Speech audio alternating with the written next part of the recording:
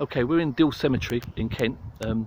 As 2 officers and 64 Marines and sailors were being buried at St James's Cemetery in Dover on the 27th of April 1918, these two chaps, Lieutenant Willie Sillitoe and Private John Bostock, were being buried here at Deal Cemetery in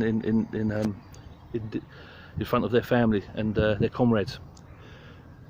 Let's focus on Willie Sillitoe.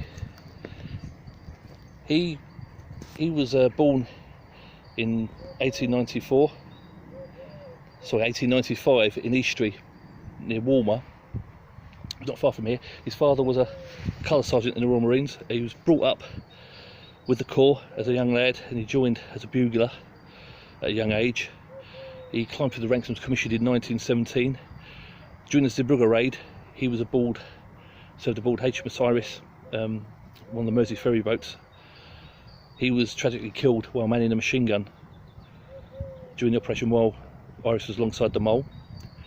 He was brought here at the request of his family for burial. His father actually had to go to Dover to identify his body, which had been held in a temporary morgue in the marketplace at Dover.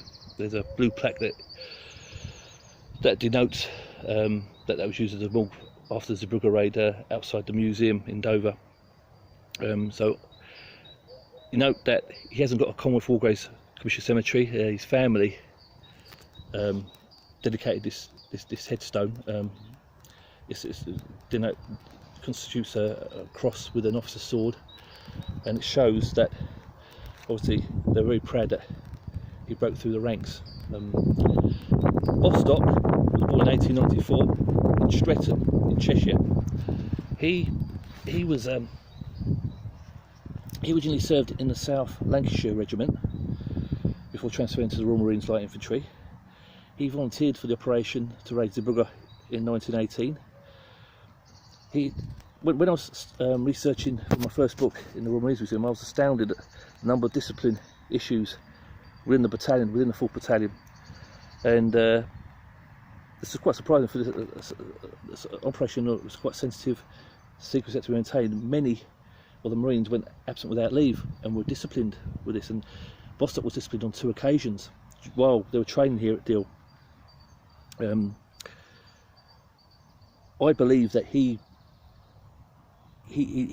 absconded because he wanted to see his wife. He had married his wife 2 years previously in 1916. His wife Dorothy lived in Duke Street, which is not far from here in Deal, and I reckon he went AWOL to spend last moments with his wife. He'd married her 2 years previously, and during those 2 years he was aboard HMS Intrepid, which was going to be one of the block ships, but at that time he was serving off the Russian coast and he hadn't seen his wife for 2 years. It's quite understandable if he's been told that he was going to embark on an operation where there's a remote chance of returning.